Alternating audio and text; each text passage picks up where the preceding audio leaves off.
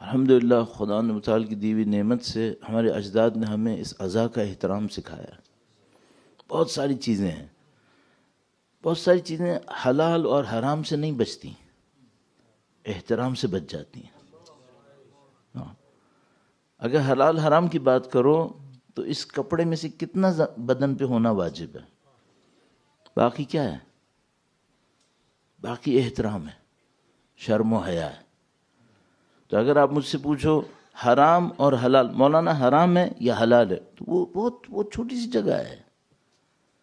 لیکن ہمیں معلوم ہے دنیا صرف حلال صرف حرام کرنے سے نہیں بچتی ہے. تو مثال کے طور پر آپ یہاں بیٹھے ہوئے ہیں، معذرت چاہتا ہوں تھوڑی سی مثال سخت دے رہا ہوں، مثلا سب یہاں بیٹھے بیٹھے کولڈ ڈرنک پیتے رہیں، حرام ہے؟ فقہ میں حرام ہے؟ نہیں. اگر پی رہا ہو کوئی تو میں بولوں یا نہ بولوں؟ اپنی ڈیوٹی سمجھتا ہوں بول پڑوں، بول دوں. کیوں؟ ایک کو چھوڑ دیا، مجھے نہیں پتا اگلی نسل میں کیا ہونے والا ہے. میں بول دیتا ہوں، میں ڈرتا ہوں کہ بھائی اگر میں یہاں پہ چھوڑ دیا، خدا نہ کرے آگے کیا ہونے والا ہے. ٹھیک ہے، بہت خیال کریں. یہ جس جگہ پہ آپ بیٹھے ہیں، جس طرح سے آپ بیٹھے ہیں، اس کے پیچھے سینکڑوں سال لوگوں نے خون دیا ہے، اپنا خون دیا ہے. اچھا میں کوئی مبالغہ کر رہا ہوں؟ نہیں، اعضاء کے پیچھے بہت خون بہا ہے، ابھی بھی بہہ رہا ہے، ابھی بہتا ہے. تو یہ ہم کو مفت میں نہیں ملا ہے، ہم نے شاید قیمت نہیں دی، کسی اور نے دی ہے. صحیح ہے، اس کا احسان ہماری گردن پہ رہے گا. تو ان میں ایک پوائنٹ میرا جو میں ہمیشہ جہاں بھی جاتا ہوں عرض کرتا ہوں، وہ یہی کہتا ہوں اس کے آداب کا خیال رکھنا بہت ضروری ہے. تو مثال کے طور پر الحمدللہ ہماری نسلوں کے اندر کچھ آداب ہیں. یہاں پہ کھانا پینا نہیں ہوتا ہے، یہاں پہ کچھ اور چیزیں نہیں ہوتی. آپ اسکول کے کلاس روم میں بھی کچھ چیزوں کو مینیج کرتے ہیں، یہ تو اس سے بہت آگے کی بات ہے. ٹھیک ہے، تو میں کیا بولوں، معذرت کے ساتھ میں کہتا ہوں ہمیشہ، وہ یہ کہ مثلا اگر کسی کو عادت بھی ہے کچھ کھانے پینے کی، یہاں بیٹھ کے نہیں کرنا، کیونکہ یہ آگے بڑھ جائے گی بات، پھر تمہارے میرے کنٹرول میں نہیں رہے گی.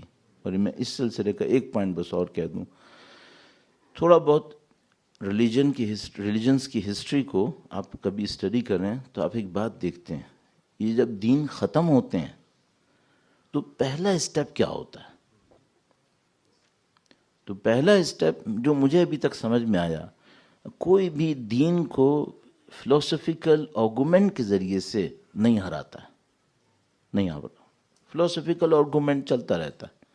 ابھی بھی آج دنیا میں ایتھیزم، اسلام فلاں دین، ان کے درمیان فلسفیکل آرگومنٹس چلتے رہتے ہیں، وہ کبھی ختم نہیں ہوتے. فزیکل پرسیکیوشن وہ بھی چلتا ہے، وہ بھی چلتا رہتا ہے، اس سے بھی کبھی ختم نہیں ہوا. کہاں سے ختم ہوتا ہے؟ پھر ختم ہوتا ہے جب احترام ختم ہوتا ہے. میں آپ کو گارنٹی سے بتا رہا ہوں، یہ یو کے ہے، صحیح ہے، یہاں پہ ہر نکڑ پہ ایک چرچ ہے، ہر گلی پہ ایک چرچ ہے. صحیح ہے. یہ لوگ کون تھے؟ یہ کیا زمانے میں دیندار نہیں تھے؟ بہت دیندار تھے. اتنے چرچ کیوں بنے؟ پھر ان جگہوں پہ چرچ بنے جہاں پہ گھر بھی پکے نہیں تھے، اور چرچ کی بلڈنگ جا کے دیکھو، ہاں اتنا کچھ تھا، اتنا کچھ تھا. اب کیا پوزیشن ہے؟ سولڈ کی پٹیاں لگائے بیٹھے ہیں چرچوں کے اوپر. کہاں گئے دیندار؟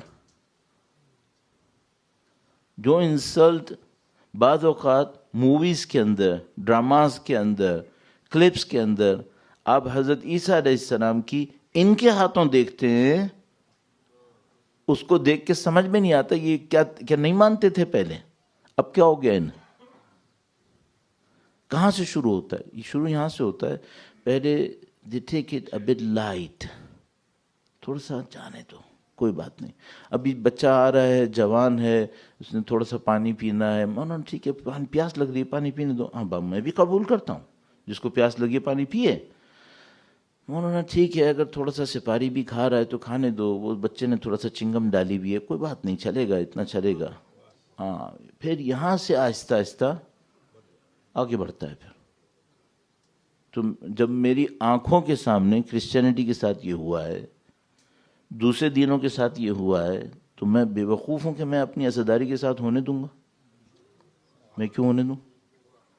میں فوراً وارن کروں گا کہ بھئی یہ صحیح نہیں کرو گے تم، اگر تم یہ کرو گے صحیح ہے۔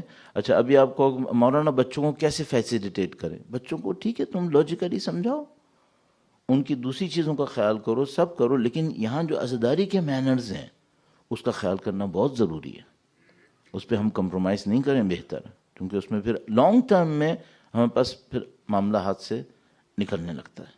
تو کوئی مجھ جیسا الاؤ نہ کرے کہ یہاں پر کوئی چیز ٹریگر کرے جس نے 30 سال کے بعد جا کر کسی غلط جگہ پہنچانا ہے، یہیں پہ روکو۔